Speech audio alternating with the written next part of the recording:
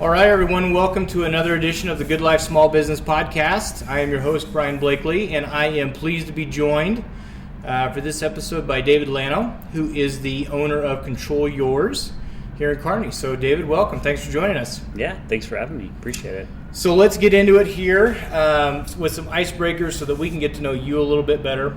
Sure. What are some books that you're reading or listening to right now? Sure, yeah.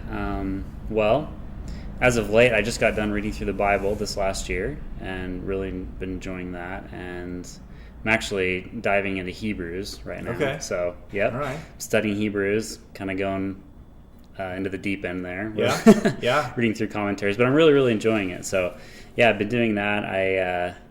I used to read a lot of business books, and I still enjoy business books, but right now that's kind of where I'm at. Got it. Yeah. So are you doing like a one-year Bible plan? I just did that for 2020. Okay. Yep. Mm-hmm. Got it. And that was the first time I've ever actually read through the whole Bible, just from like start to finish. And, yeah. Really enjoyed that. Yeah. Very cool. Yeah. Very good. How about podcasts? Do you listen to many podcasts? You know, I used to.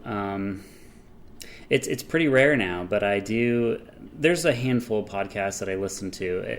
It kind of just depends on my mood and kind of what I'm going through or what Sure. I'm interested at the time. But I'll mention maybe three that I've listened to off and on. One is The Art of Manliness. Okay. Is a pretty interesting podcast. And they interview different guys, different people, and that's a really entertaining one. Another one that I've listened to off and on is called Perpetual Traffic. Okay. And it's about setting up and managing and running like Facebook ads and Google ads, and they get pretty technical. But that's a really enjoyable one. Okay. And then another one is a little bit more on the spiritual side too. Is there's a church in Kansas City called Redeemer Fellowship, and they have a really good podcast where they post their sermons. So Got it. I'll dip into that one too from time to time. Got it. Very cool. What was the name of the Perpetual Traffic. Yep. Okay. Art of Manliness. And then I think the one from Redeemer is Redeemer Fellowship Midtown podcast or something like that. Okay. So yeah. Awesome. Yeah. Very good. And I could give you links later too if you want those links. Yeah, that'd be great.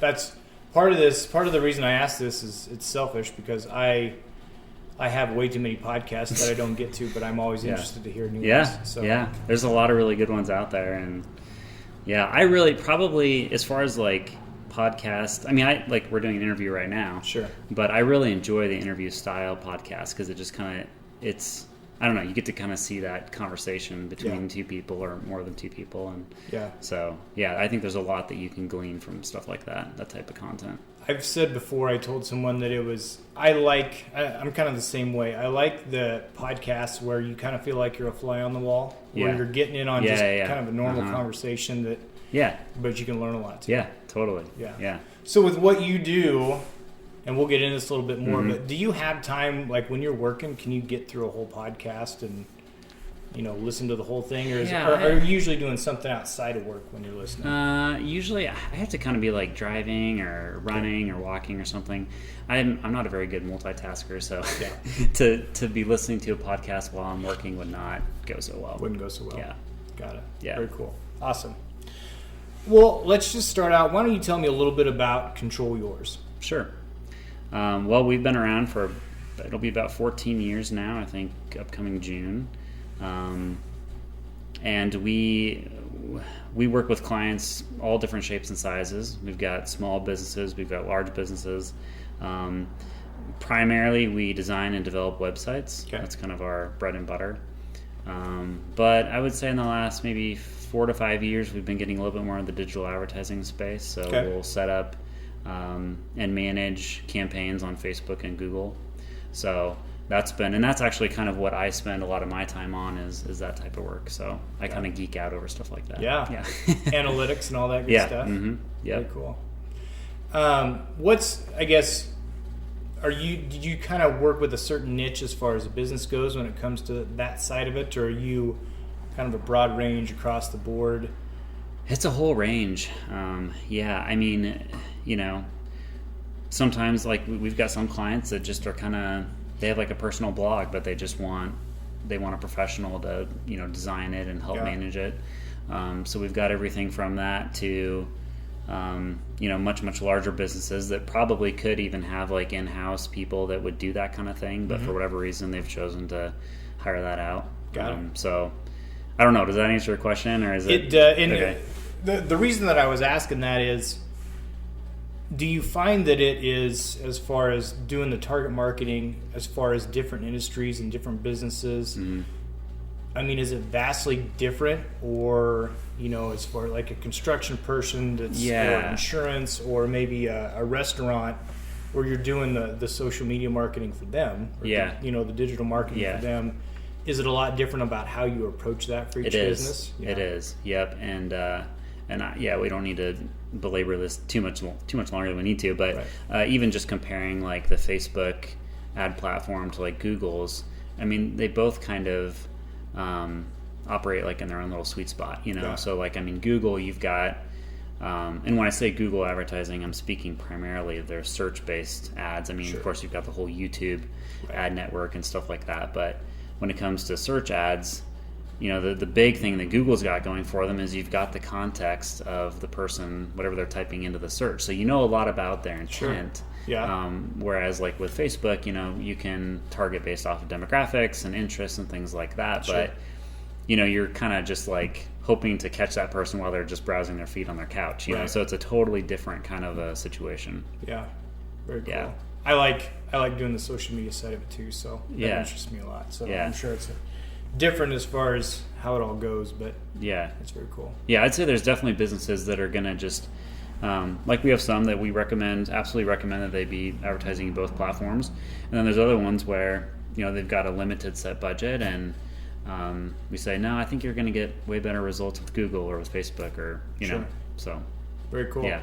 Cool. It is. It's hard to answer. I mean, it's all over the place.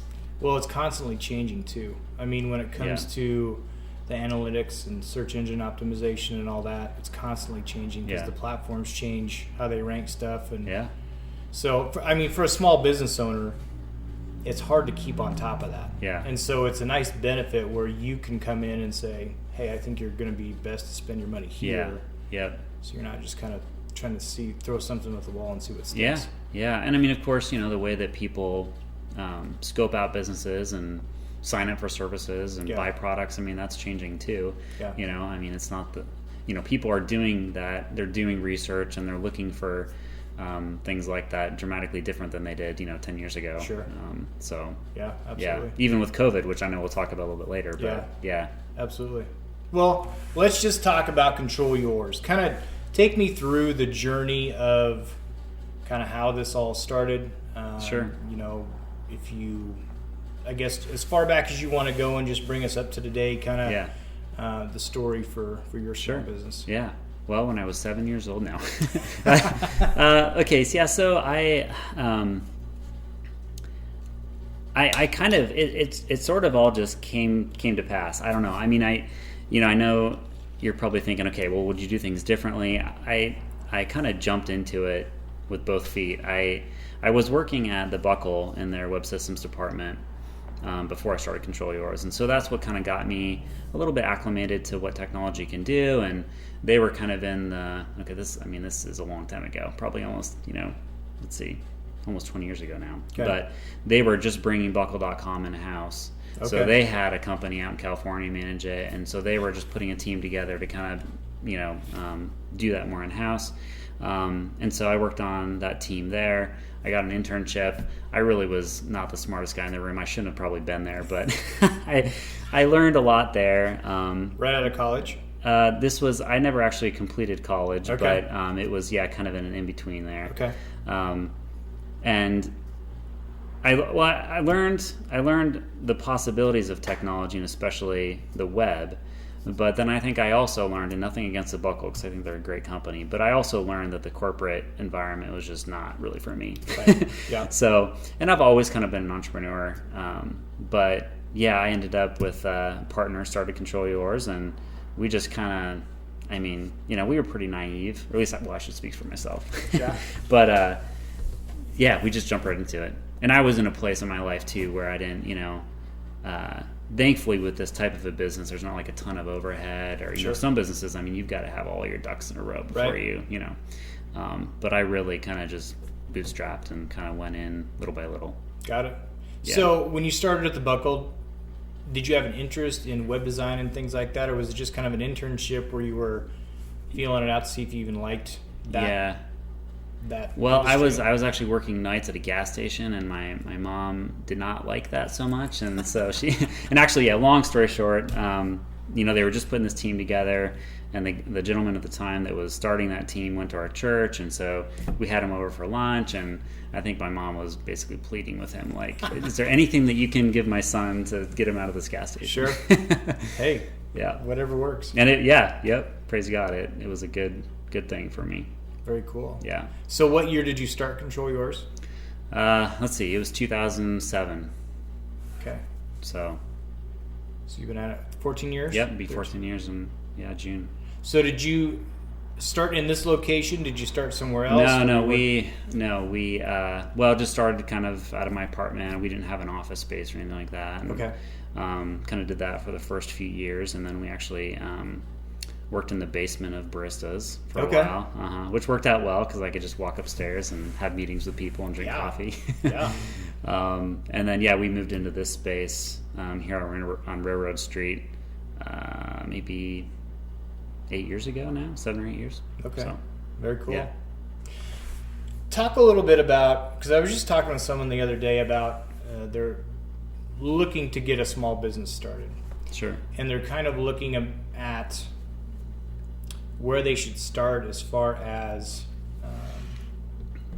they want to show people that they are good at their craft. Yeah. But they don't really know where to start or how to get their foot in the door. How did you guys go about just kind of initially getting clients? Oh, man, it's embarrassing to say this. Okay, well, I should first say that I was, like I mentioned earlier, I was very naive when I first started the business. And I just had this assumption that, if you do good work and you have a good product or whatever, you build it, they will come kind of a thing. And, oh boy, is that not true. At least it wasn't for us. And so I remember, just sitting down with my partner at the time and just kind of,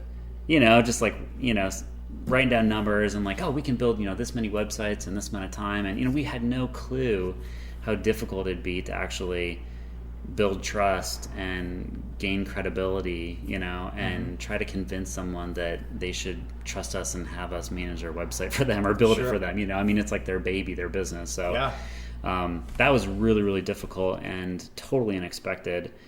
So, we did a lot of cold calling, going door to door. We pretty much did just about anything we could do. Yeah. Discounted our services significantly, tried to work out deals, slowly but surely, got a few people to kind of buy in. And then it was really just a matter of then kind of building up that credibility and saying, well, hey, we just built this site for, so-and-so. And then eventually over time, more and more people knew the clients that we'd worked with. And so that kind of just organically grew over time. But yeah, that was a major challenge early on. So I don't know your question about what to encourage them to do. I think, and it's going to be different for every business. Sure. For our industry, trust is a really, really big deal. Mm-hmm. So that was probably one of our biggest hurdles is, how do you establish trust when you're brand new and you're just, you look like kids, Yeah. So it's going to be different for everyone, whether it's like a service-based business or product or whatever. But I don't know. It's kind of hard to answer that definitively based off of all those variables. But by the time, when you started the business, though, websites, I guess I don't really remember.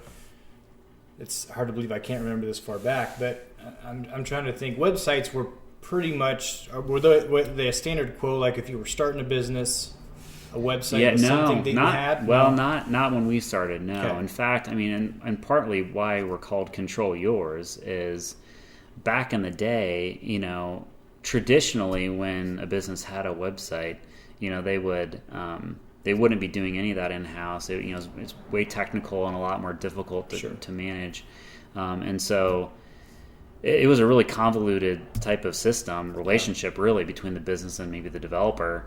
And so, they would ask to have something simple changed, and it would take weeks to, so sure. It was right around the time when there were more like content management systems coming out, like WordPress and others. Yep. And that's when my partner and I were just like, this is, we want the business to feel like they're in control of what's theirs. Sure. We want them to be able to make some of those changes and this of course was way before like a lot of the DIY site builders came out. And there's still a place for that, absolutely. In fact, a lot of people that'll come to me if they're just getting started and they don't have a big budget, a lot of times I'll actually recommend that they maybe start with something like that, just because it's going to be way more cost effective. And then a lot of times they'll end up coming back to us in a year or two once they've kind of built up the business and they want to have a little bit more control over the website or have it be a little more custom. Yeah, absolutely. So how long do you think it took you before, from your portfolio standpoint or the companies you were working with, to where you kind of felt like you had gained some ground, at least in Kearney? Was it 6 months, a year? Oh, it was probably 5 to 7 years. Yeah? Yeah. Yeah. Yep. So, early on, I was mowing yards. I was, I was basically doing anything just to try and, get cash besides that. Because, it just, that was one of those situations where we just needed time. Yeah. Right. And I don't know. I just think that is so important. And your story is the same as a lot of small business owners where, you got your small business, but you're keeping your regular job. You're doing side jobs, mowing yards, whatever you have to do. Yeah. And you didn't give up after 6 months. You didn't give up after 6 years. You kept going. And I just think that it's important that it's not going to come easy all the time.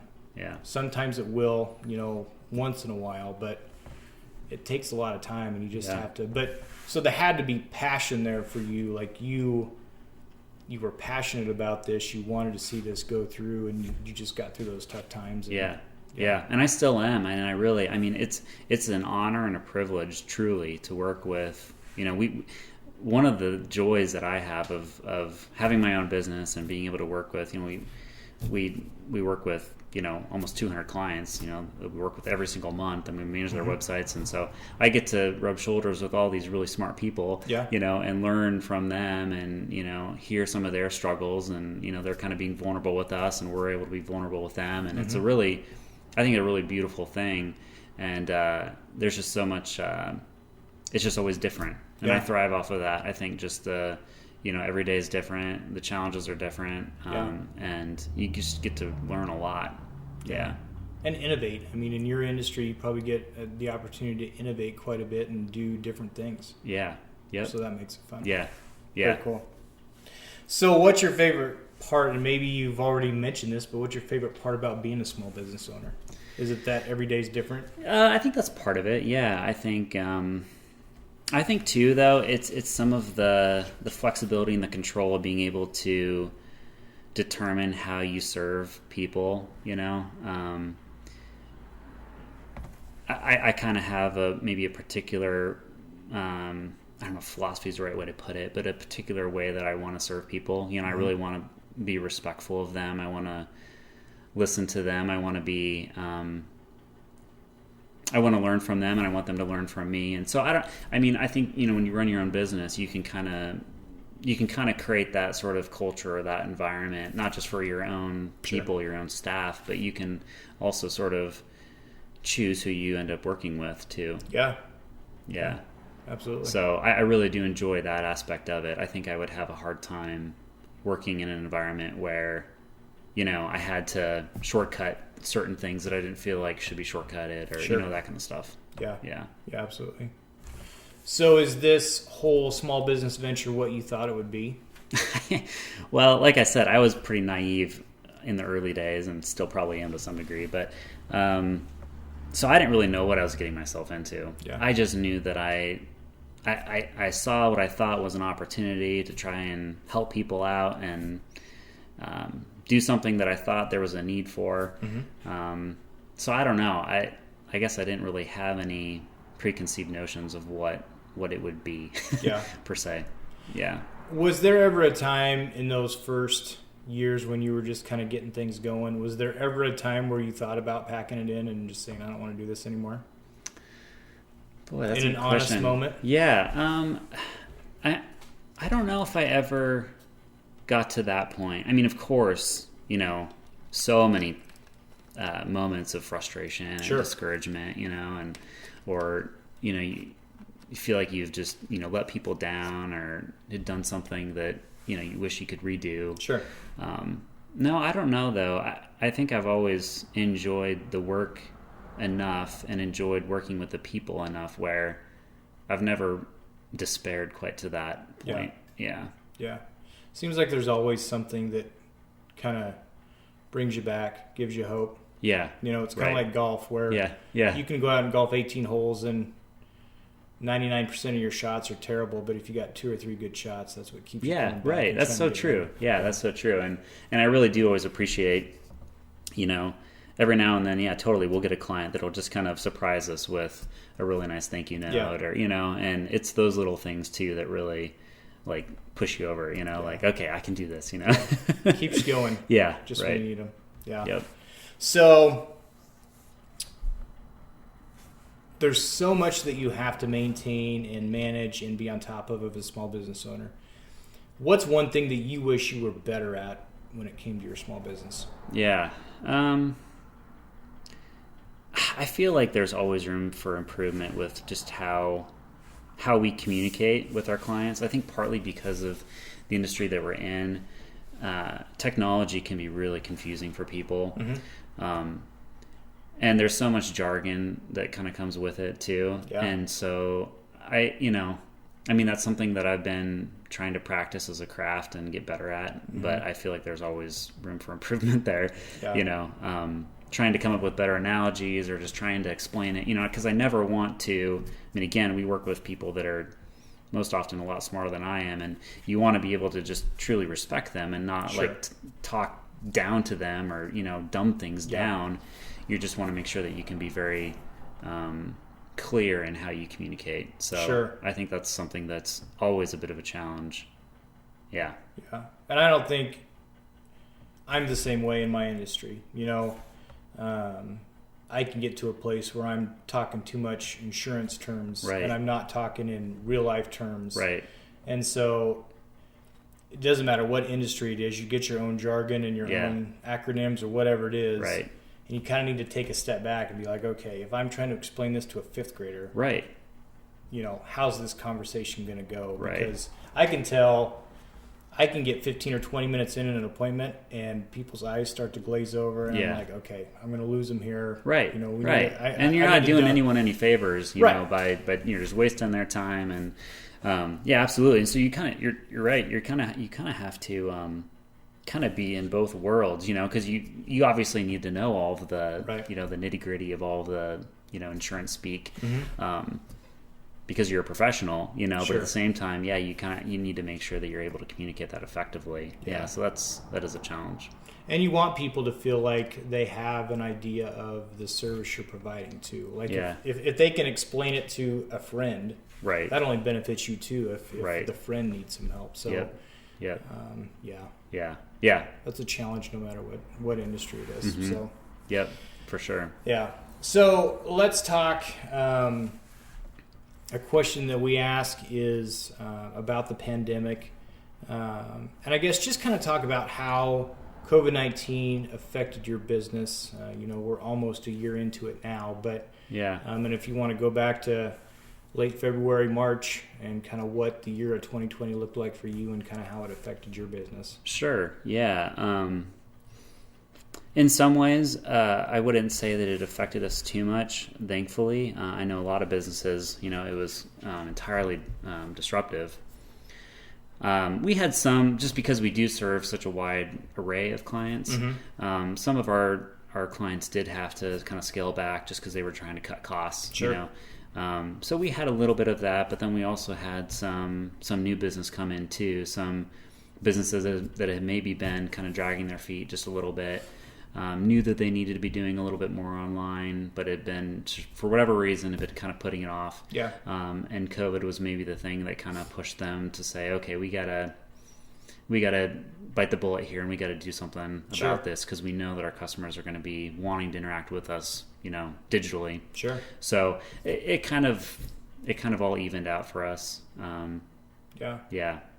It seems like you hear that story a lot, and even doing these, not just the podcast, but talking with people where, as a small business owner, you can put things off that maybe aren't as necessary as bringing in an income. Yeah.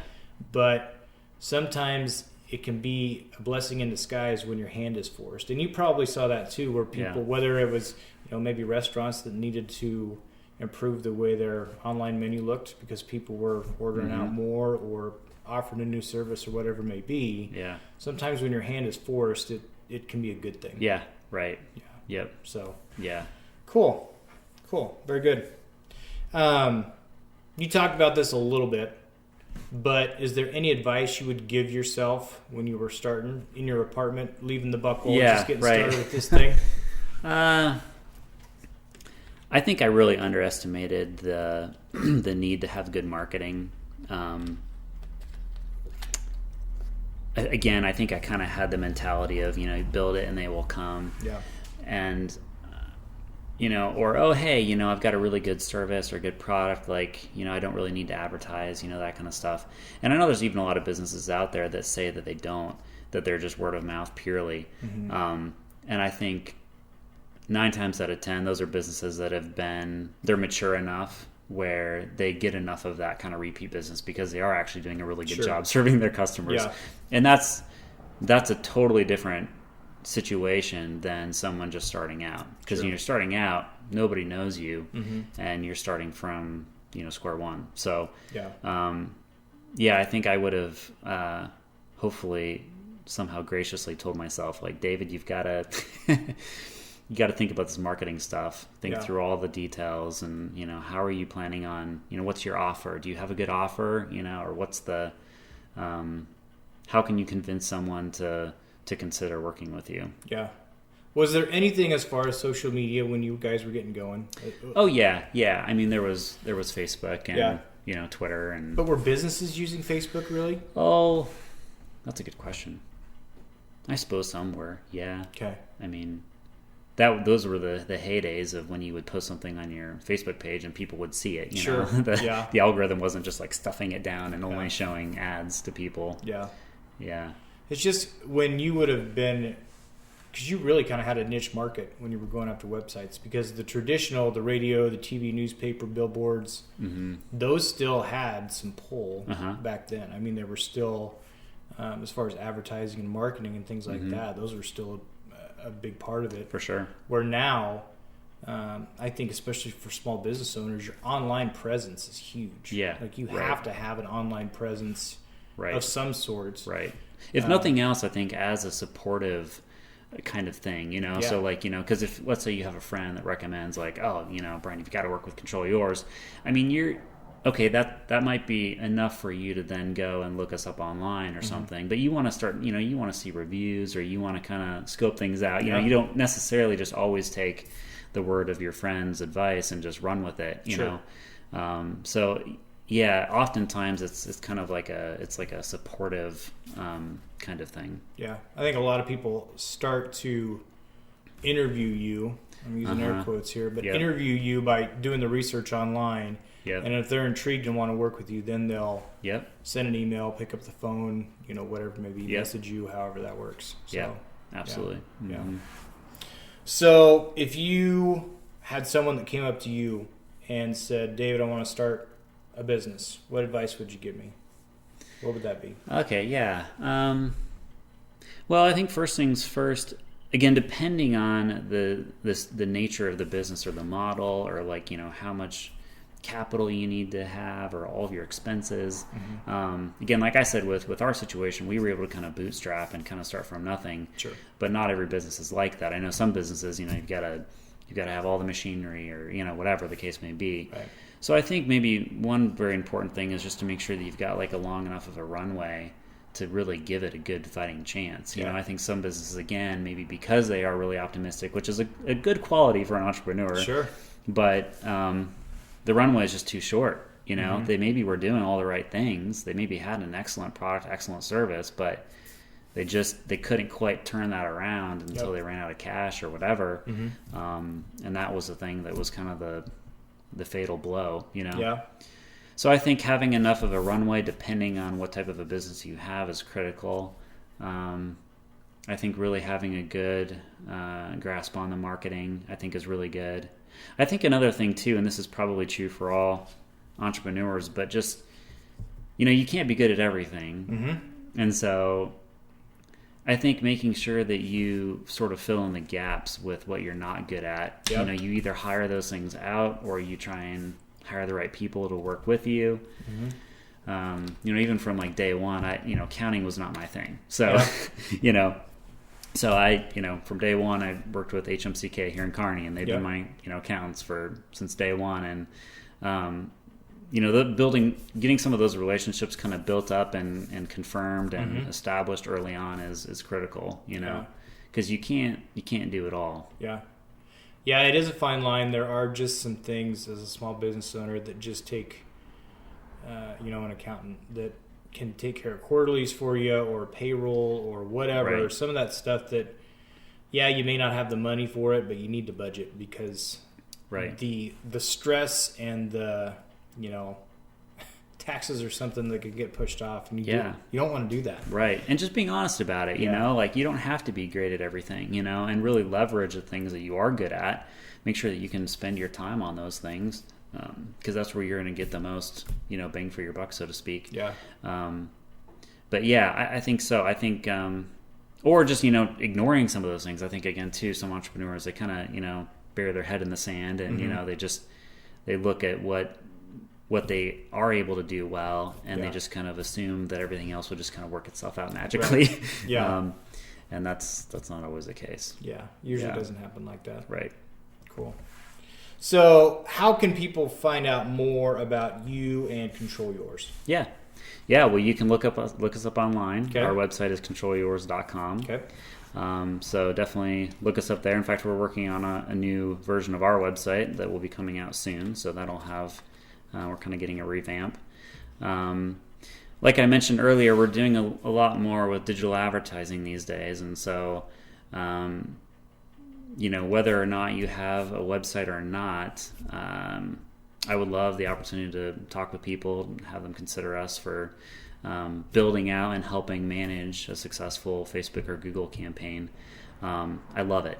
It's what I enjoy doing. I love looking at the numbers, and ultimately it's incredible seeing how that can affect businesses. Some of our clients, and they'll vouch for this too, they said that it's doubled their business, just by starting on some of those things. Sure. So whether or not they're doing advertising right now through other channels or not, whether maybe they're not doing anything or maybe they already are, I think a lot of people, it just intimidates them, It's technical, and maybe they'll do like the occasional boosted post on Facebook or something, but in terms of like actually putting all the pieces together and putting some thought into it and building a whole strategy, I think a lot of people haven't maybe tried that out yet. And we have a really unique approach of doing that, where we actually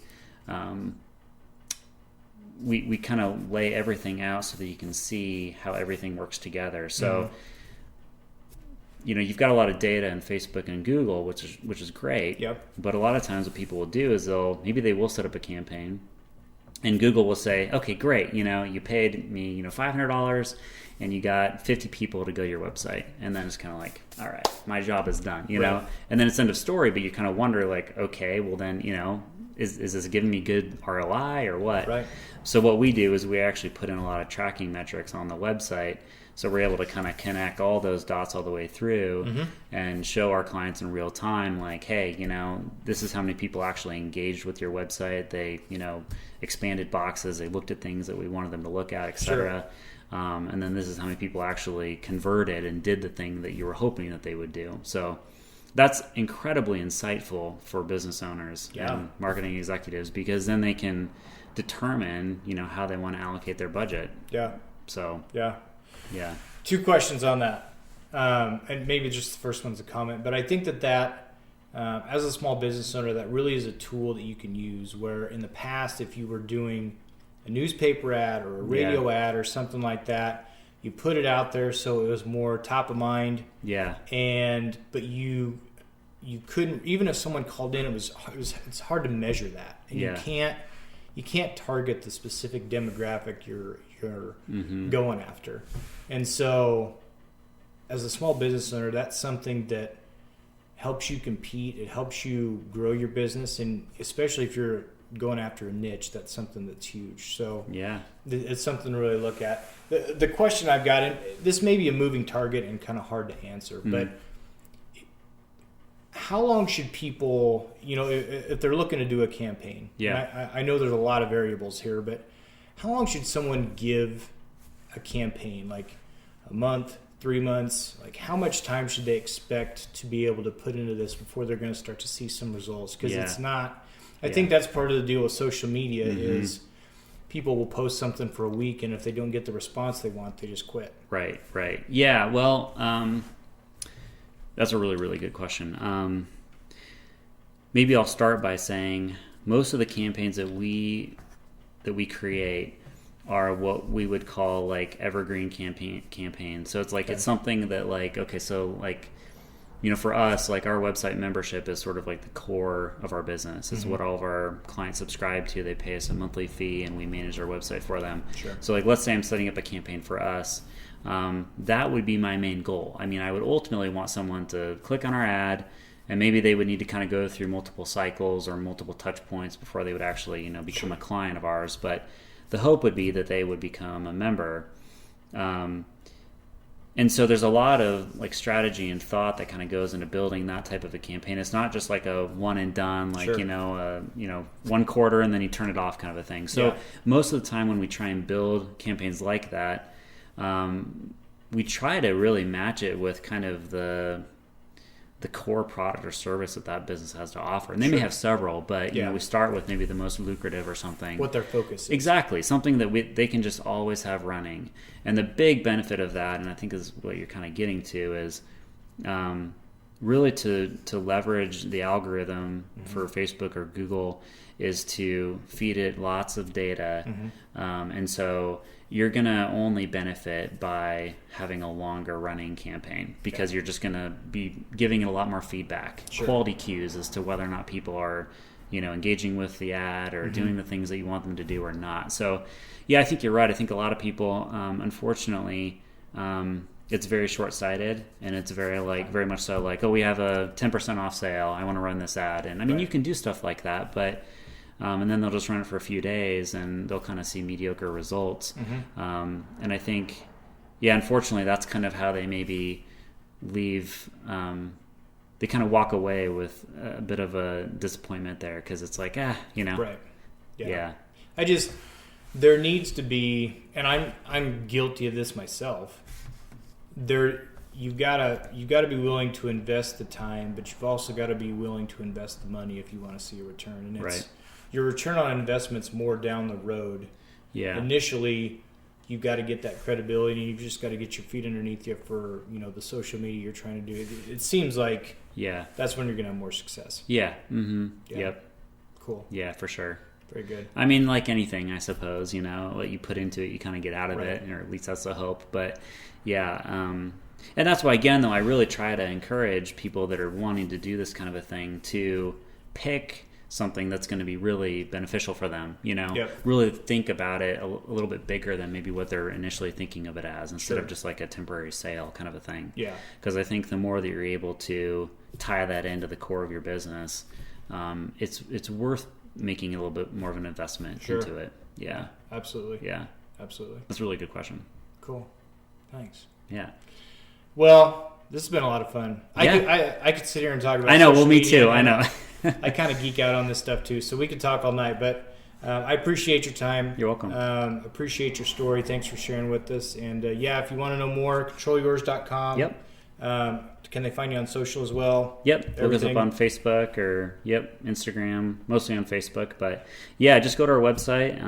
You can call us anytime. You can live chat with us. So Okay. Yeah, we're here. We're very approachable, and we're always open to just sitting down and meeting with you. You know, we're not going to pressure you into doing anything right away. We know that this kind of stuff, people need to kind of mull it over for a while. I mean, it's a big decision. You know, if you're going to build a new website or kind of do a revamp, there's a lot of moving parts, and so we're totally okay with and enjoy and welcome just kind of a casual conversation to talk things through. We like to actually do that really early on in the stage of things. It's actually really helpful. So very cool. Yeah. Awesome. Thanks for this opportunity. Hey, no problem. Thanks, Dave. Yep.